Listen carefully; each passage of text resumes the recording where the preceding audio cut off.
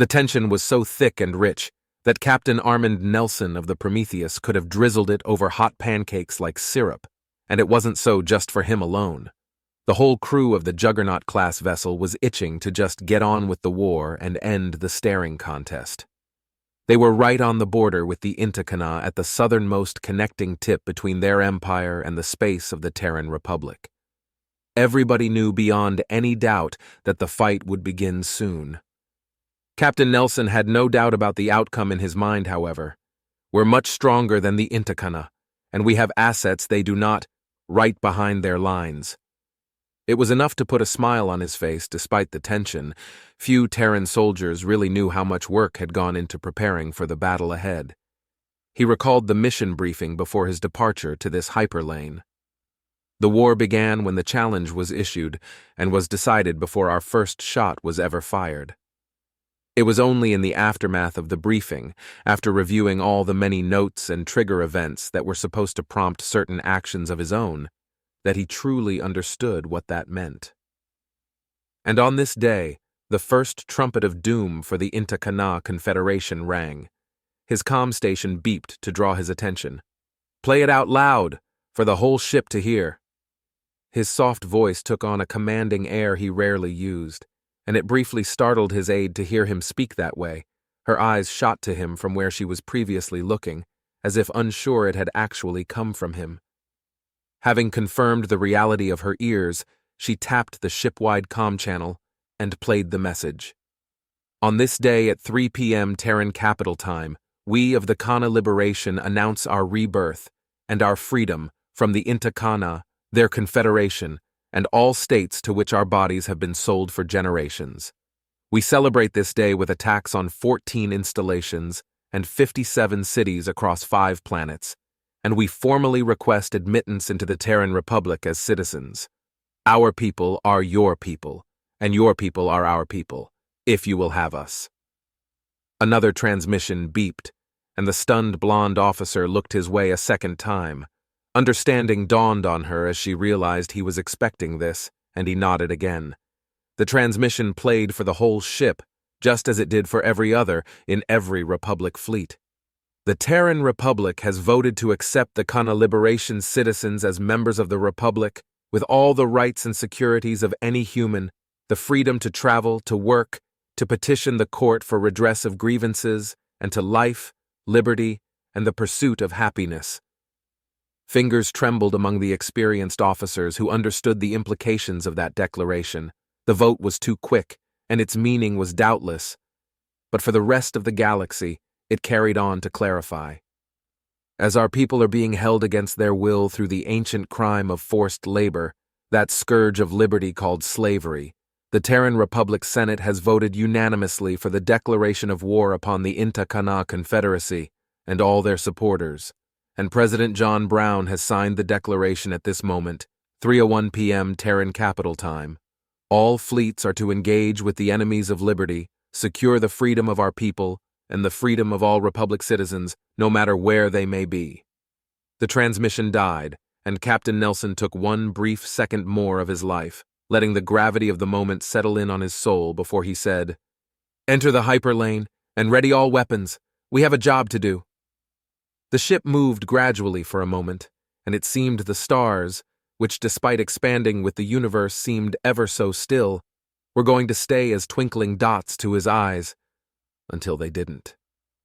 They became a blur as the ship went to maximum speed in an instant, propelled along the hyperlane, the guns and torpedoes and missiles and beams and all manner of destructive things born from the minds of callous researchers and patriots and dreamers all in common work, were made ready to rob nameless strangers of their lives for all eternity.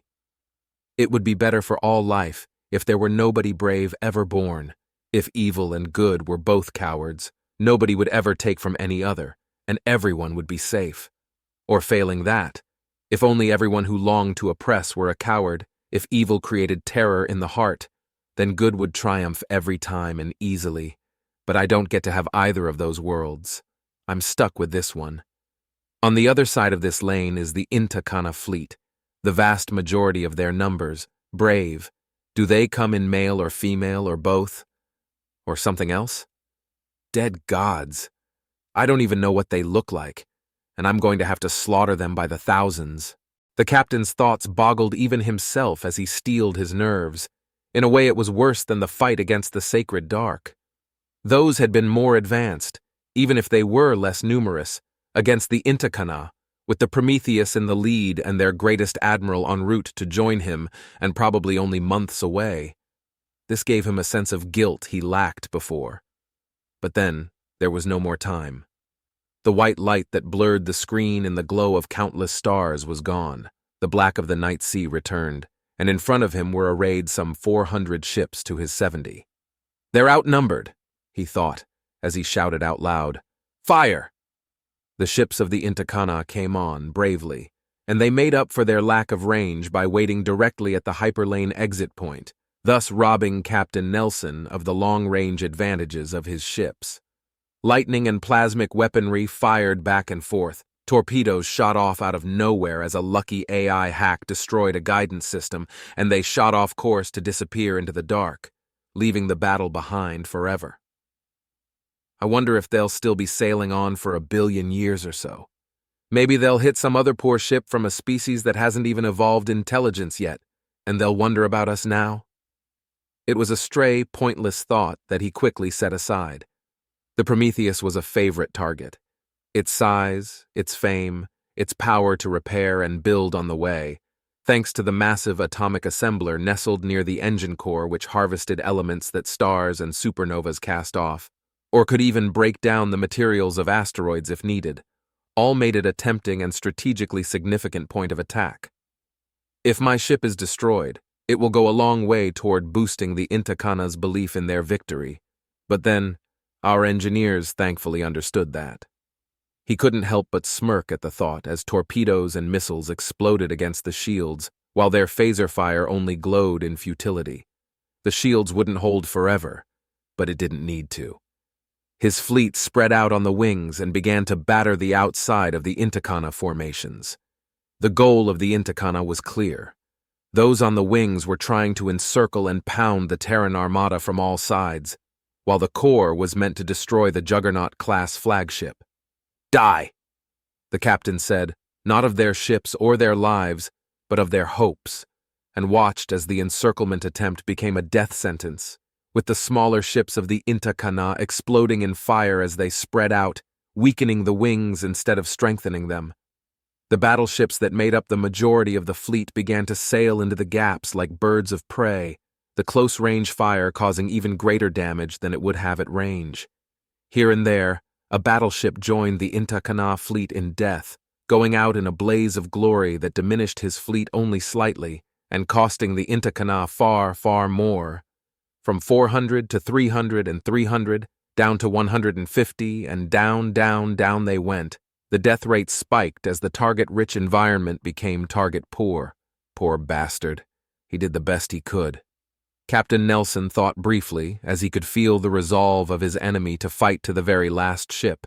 Even if it bought only 1 day more of repairs for the Terran armada, he would trade the lives of himself and all his crew.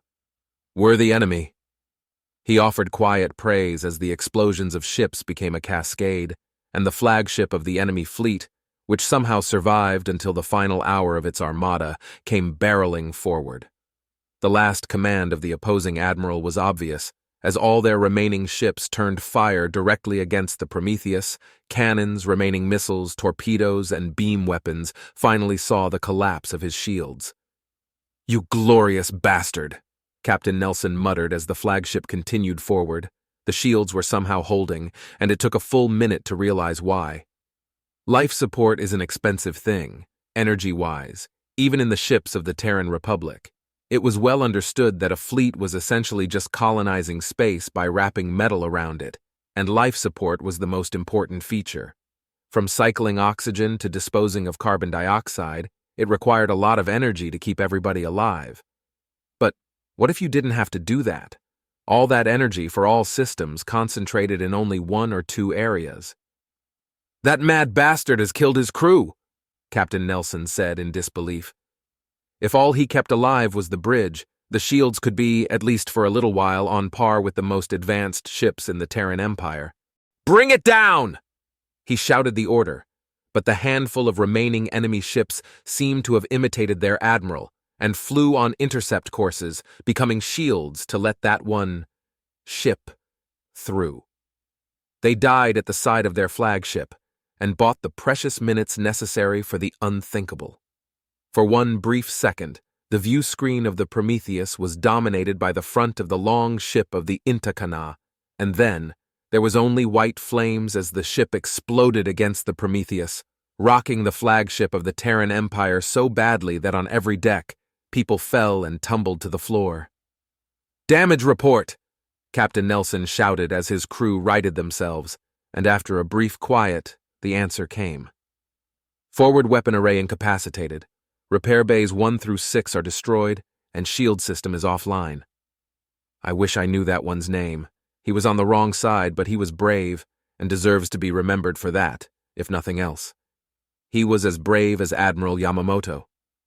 Captain Nelson remarked, then added, "Seize their solar collector, and there are 2 small colonies in this system. Signal the transports to begin landing soldiers, occupy these worlds at once.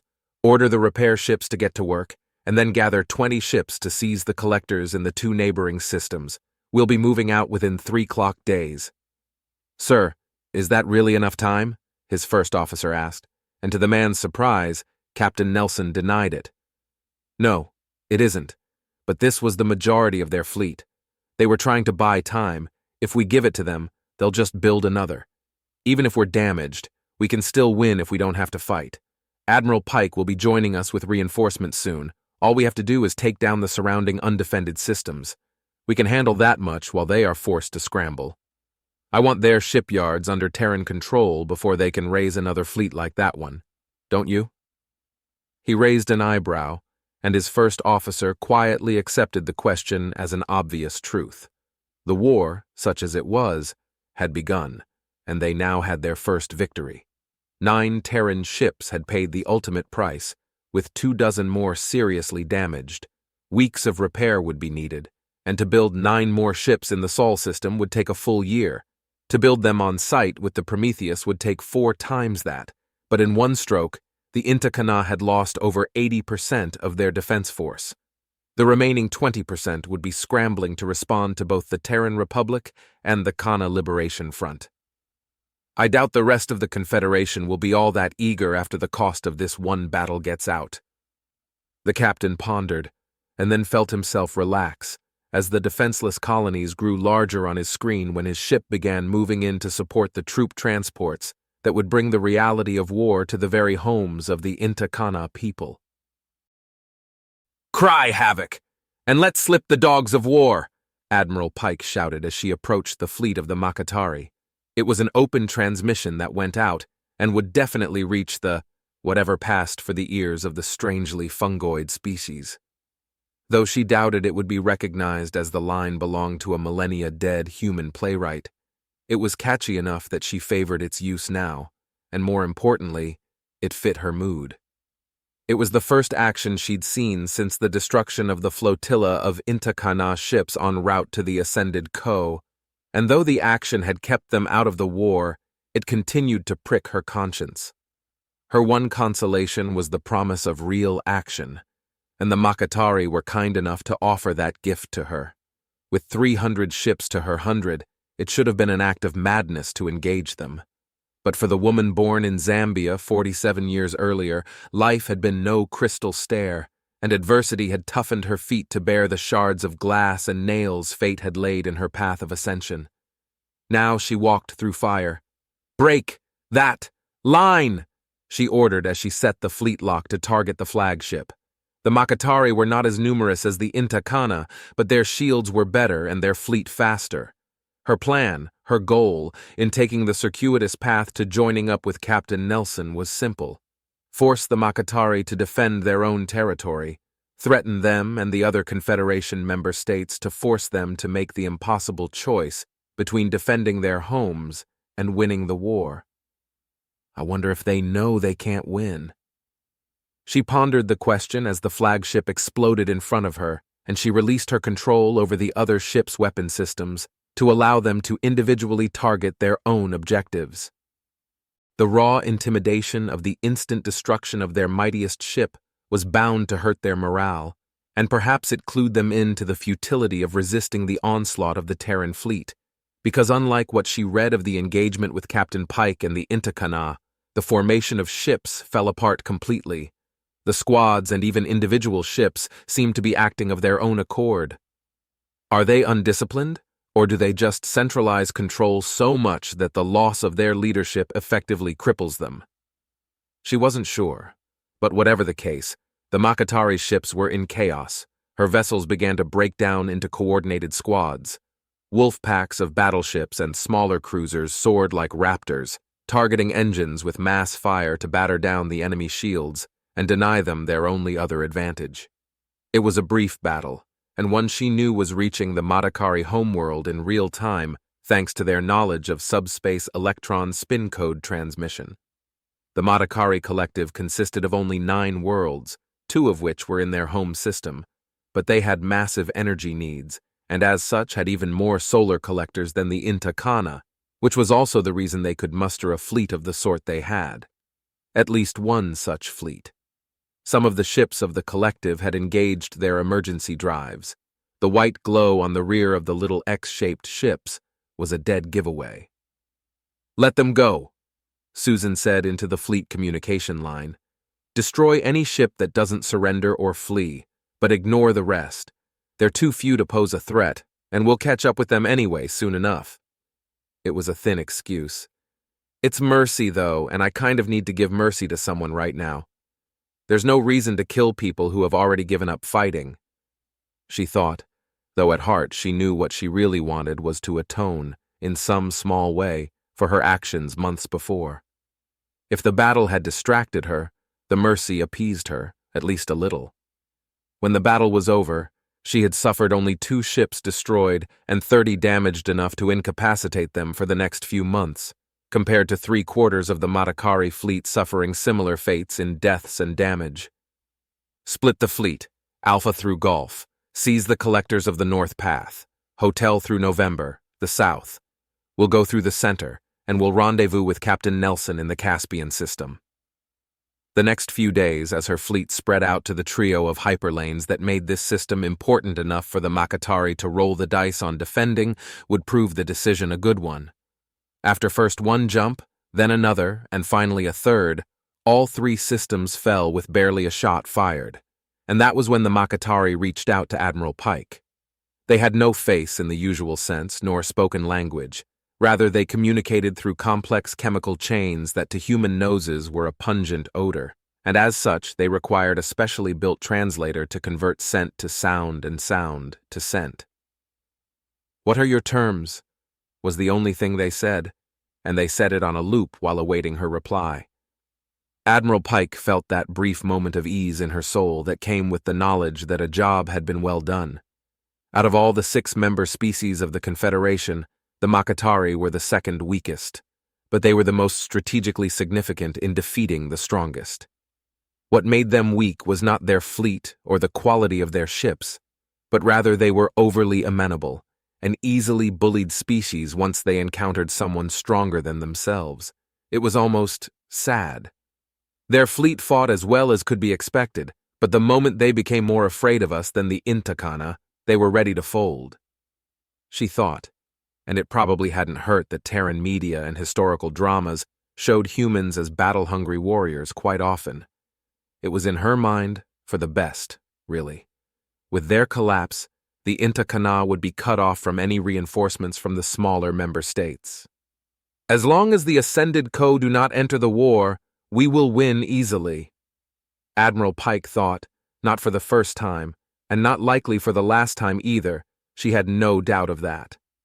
They were not the only ancient people whose time in the stars dwarfed humanity by untold millennia, but they were perilously close to the encroaching human empire, and that meant sooner or later words would be traded that would not be friendly. She wanted to keep the Matakari waiting longer, to take more systems before accepting their submission, but that threat on the back burner lingered on in her head, and so as her ship hovered over a yet-to-be-occupied Matakari colony, she answered their calls. "You will surrender your independence to the Terran Empire. Your planets will be occupied by our soldiers, and you will bend your laws to accommodate those of the Empire.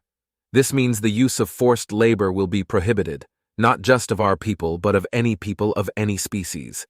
If you refuse, after seizing your remaining solar collectors and the systems they occupy, we will begin bombardment of your remaining worlds and hunt down the last of your fleet. Surrender or destruction, one of those will happen, and it will be absolute. You choose which. She then killed the transmission and waited. It did not take long to know their choice. Praxajan twitched as he stared at the star map. The Madakari barely slowed them down. He pounded his hand down on the center of the table, his long arm retracted against his body as he continued to curse the surrendered member of the Confederation. Our fleet suffered the same fate. Roronajan remarked to his cousin. His voice was calm, almost unnaturally so, given the disaster they'd suffered months before. He waited while that bitter pill was swallowed by his cousins, and then added, We are rebuilding, but so are they. We send another tribute to the Zo. Something must have happened to the one we paid before. The gods! Laxajan corrected him. His body shook with outrage as he spoke. And it is not a tribute. It is an offering. Do not disrespect the gods. His rage was genuine enough that he was already sweating purple blood. But Rorona was untroubled. Laxa's devout nature was well understood now, though he didn't share it. Call it what you want, but we need their ships and we need them soon. The Madakari falling only compounds our problems, and we don't have the ships or the soldiers to deal with both the Terran Empire and the Kana Liberation Front. Even the human slaves are now up in arms. We're being overrun. He emphasized. The rest of the Confederacy will fall within 4 months unless we get some serious muscle on our side. Praxajan accepted the implied criticism well enough. Stressed and angry as he felt still, the practical Rorona kept him grounded with a focused and precise assessment of the problem. We will send another offering to our gods, but until they come to our aid, we will also send payment to the Bavragan mercenaries. Their fleets are numerous, and should pull some pressure from our lines, at least enough to rebuild our fleet and reclaim lost territory. We will make them chase our fleet. We may not be able to defeat them, but if we can exhaust them, well, what kind of a mad people would fight for years over a handful of slaves? They will give up, and we will restore what was lost, and then some, after the ascended Co have humbled them. It felt to all three of them at that moment as if the meeting had ended on a high note.